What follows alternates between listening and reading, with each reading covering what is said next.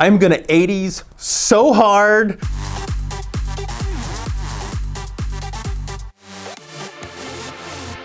Yeah, I was a kid of the 80s, 1981.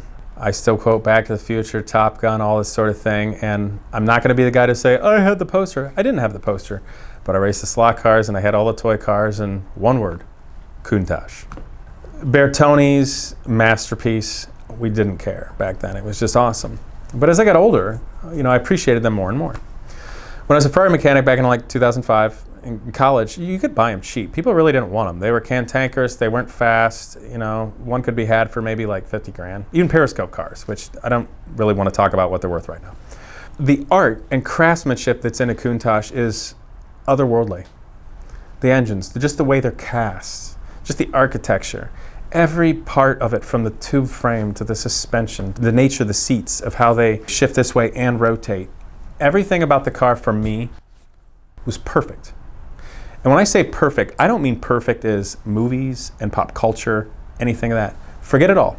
If that all stopped existing, I would still adore the Countach for everything that I came to grow as a man. Craftsmanship, art, engineering. Everything that love and passion that goes into something is that.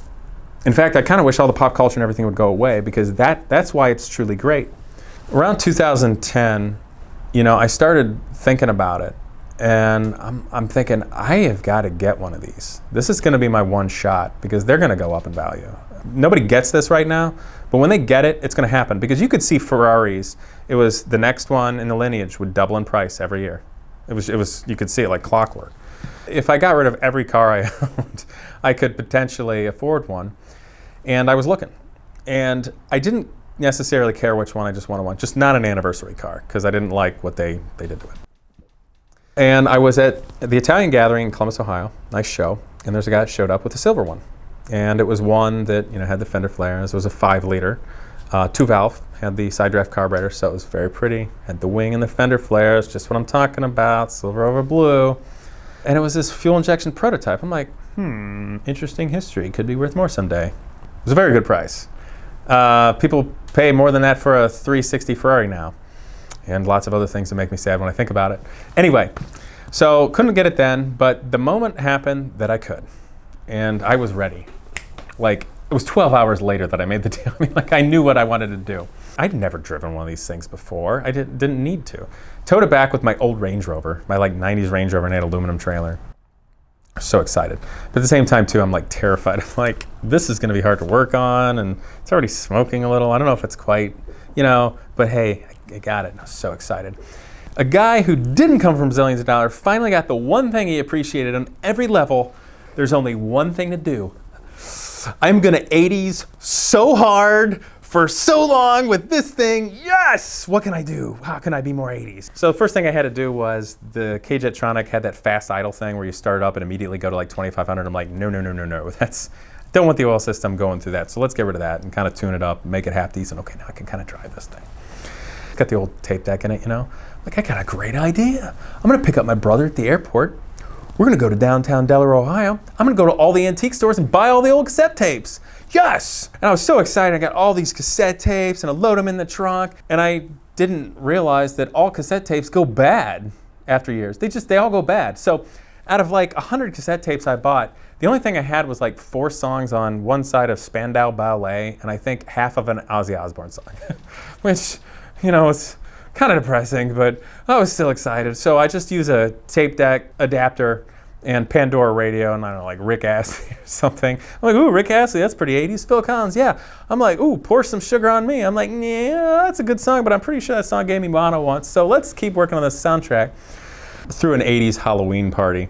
I was entertaining. I think we got like 5 DeLoreans out front, and then my Countach, and it was this absurd thing of everybody dressing like idiots. And my little brother was so excited because he wore 4 polo shirts at the same time, all of different colors, and popped all the collars. It's like, yes. So, the absurdity continues. The girl I knew, her parents were Italian, so she was way into that. And so she rode along, and we're going on the Hocking Hills cruise. And the Countach is pretty delicate. It's unrestored. I've done very little to it to get it right. I'm like, don't overheat, don't whatever. I'm being nice to it. I'm like, hey, temperatures are nominal. Oil pressure's okay. We're reasonable. Just have fun. K-Jetronic, the prototype for K-Jetronic on a Countach, so you can imagine how efficient that was at air fuel mixture. And there was some slow traffic. I'm going to go just past them. I mean, legally, we're doing reasonable speeds here. I do not want to hurt my prized possession, you know what I mean? Enjoy it, but be reasonable. And it's not that fast, let's be faced, it wasn't even running that well. So I go to pass this guy, and there was a car that popped out that I didn't see. So I'm like, okay, I'll just get back on the brakes and get over. The people in this car see the Countach passing, somebody else coming, so they start welling on the brakes at the same time. So now we're doing this, and there's a car coming. And I'm like, what? And I locked up a brake, because the brakes need to be rebuilt at this time too. We get over and everything's fine, but let's just say that the people in this car that were braking were of a demographic that stereotypically are at odds with Italian Americans, which the girl was in the car, and she had many wonderful, colorful metaphors and gestures that were very entertaining, and I'm glad that those people don't know who I am. So it was a fun drive, and it was very memorable, and the Countach was fine. I wanted to enjoy it, but I couldn't because it was a special car, and you're working on it, and it's you're not going to just bang around in a Countach. I do remember there was a time where I just felt, screw it, I'm going to Pittsburgh for the weekend. I'm going to go see, Dr. M3 was a friend of mine. That dude in blue, I think, was out there, and this Shenley Park was going on, so they had the Pittsburgh Cars and Coffee. And they come up and they're like, guys, there's a high-end fashion show going on. They just invited all of Cars and Coffee to go. You want to go? I'm like, yeah. So we all go to this fashion show. One of these women looked like Julianne Hough from Dancing with the Stars. And she ends up texting me like, what are you doing? I'm like, I don't know, just having fun in Pittsburgh. She's like, you want to go out? I'm like, sure. And so we take the Countach. I end up in downtown Pittsburgh, and we go to some nice club. She knows everywhere to go. Get a drink, have a nice time, very fashionable, later go to leave. And we get in the Countach, and it's already a scene. Every scene you could imagine from every magazine and every movie, the model from the fashion party, the silver Countach that was a Geneva show car, and my goofy ass. And I go to turn the key, and now it's Doc Brown's DeLorean. Click. Like, come on, really? And I'm like, okay, be cool. And I'm like, this great car won't start. So I'm like, I got a plan. So I get out, pop the door. Meanwhile, there's a bunch of drunks outside already. They're like, oh, it won't start. You know what I mean? And I'm like, hey guys, yeah, this piece of crap Lamborghini won't start. You guys want to bump start it with me? Like it's a sprint car. And I'm like, yeah, we'll just push it. I'll jump in, pop the clutch, and we'll go. I don't know. I guess I had the right charisma going that whole evening, that they thought it was hilarious, and she thought it was funny. So I guess win-win. It starts. We drive away, have a great night. It was a lot of fun. And the next day, I was just ragged out looking. I didn't even have the right clothes for this, so I looked like a walk of shame, basically, the whole next day. And I got to go get a battery for this Countach, and I think, I don't know, I had like a pink shirt on with French cuffs. I looked like a complete idiot the next day driving this Countach through Pittsburgh with these ready roads, finding an AutoZone to find a battery that fits this. And now I'm going to, do curbside, work in this Countach with the, it was very silly. But what I enjoyed the most was driving home, because I forgot the highways. I just found the roads that seemed to wind in the middle of nowhere, go through little towns, the streams, the lakes, and that was what a Countach was. You can go have all the silly fun at fashion shows and exotic car parties and clubs you want. You can do that. But the Countach really is the car to go get lost in. Because only then do you really get the full magic of what all that art and craftsmanship was, the soul of the car. And no, the air conditioning doesn't work very well, so I was a little warm, but that was okay.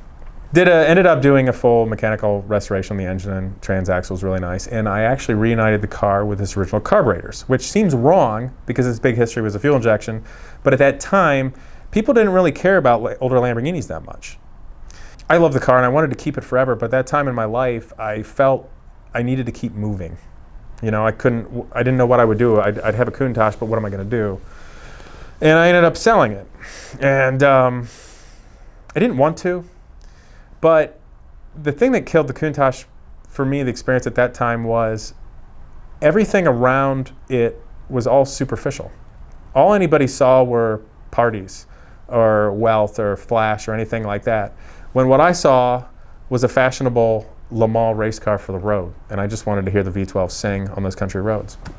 So after the mechanical restoration, and I got the carburetors, the original carburetors from that car reunited with it, I had all the micrometer drills and all the Weber manuals, and I remember sitting at my kitchen table testing and slightly drilling out different jets to get it just right. That was really getting the love and know your Countach, when you can actually jet a car just like that.